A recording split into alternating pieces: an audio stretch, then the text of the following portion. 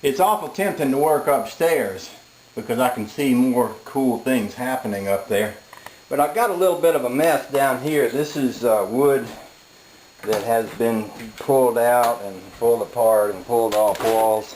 And I got an even bigger pile of it right here. And a lot of this is good wood, it just needs to be cleaned up.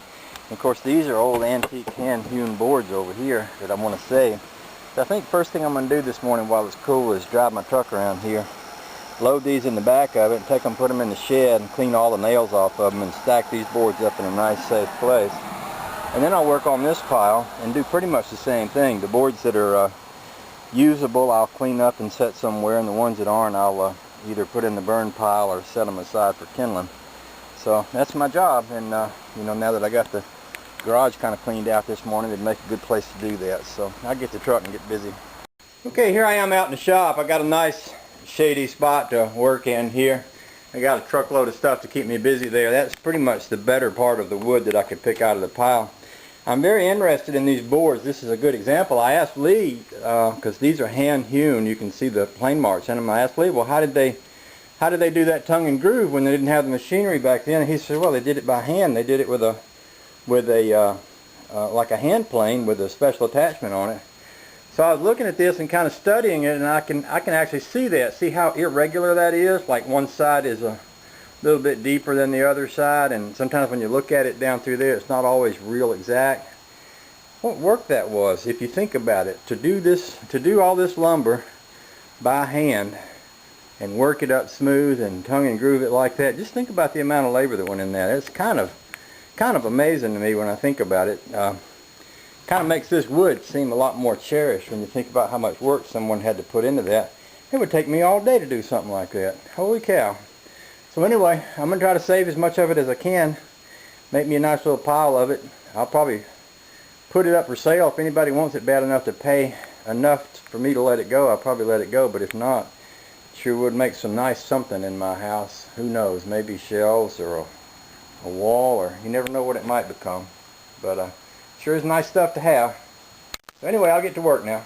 One of the things I'm also doing is saving these old big cut nails. This is the way they used to make nails back in the old days. And I'm not saving the new ones. The new ones I got a different bucket for, but I got a special bucket set up so that when I pull these nails out, I can keep them. I don't know what they'll ever be good for. I think they're probably too plentiful for anyone to collect them or anything, but it seems a shame to throw them away as old as they are. So I just put them in a bucket and put them in a can and set them on a shelf, and maybe someday somebody will want them.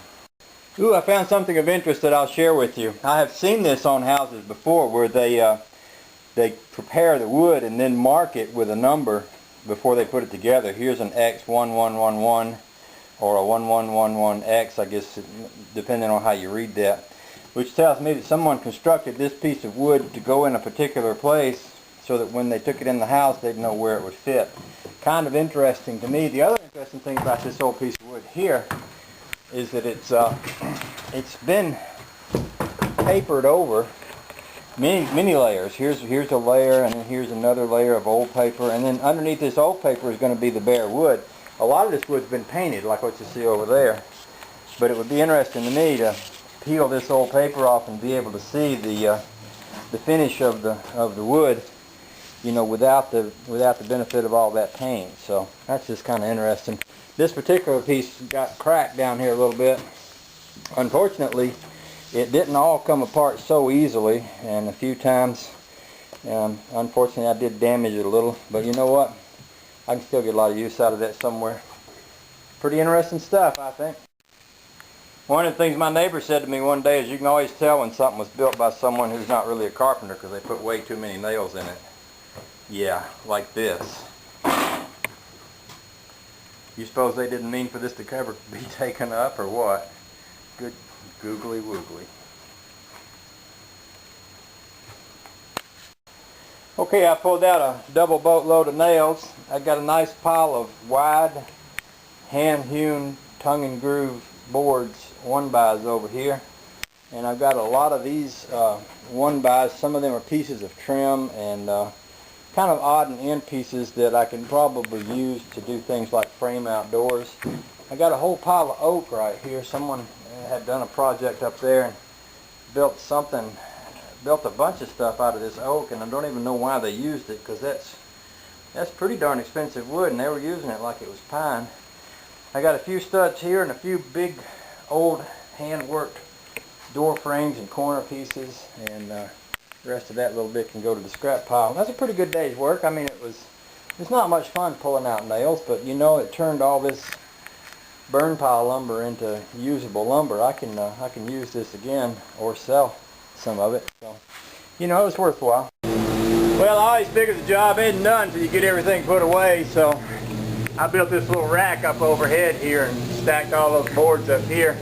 I was up at Lowe's this morning and I was looking at big wide boards like these right here, 1-inch boards. They're running for $8, $10, $12 a piece. I got 10 of them there that are long and straight and pretty much not cracked. And then I got another pile about the same size of odd sized boards next to that. And then I got a few 2x and a few straight pieces of this and that, trim and all.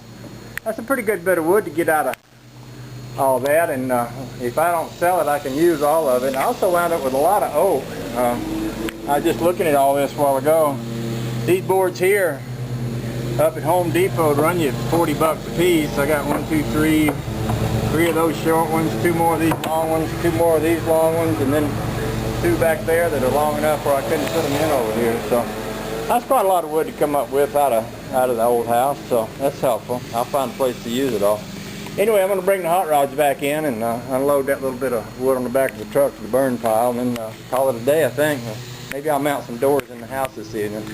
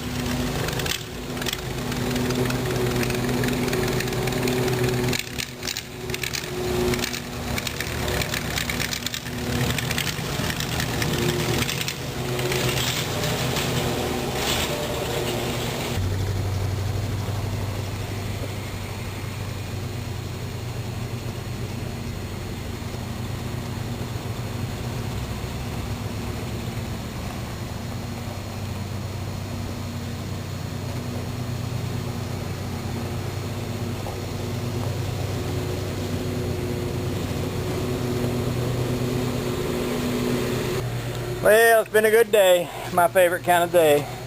Day off. Anyway, I got the cars put back in. It's going to rain here in a little bit, so I'm going to go ahead and close the shed up. We'll come back out here another day and work on something else.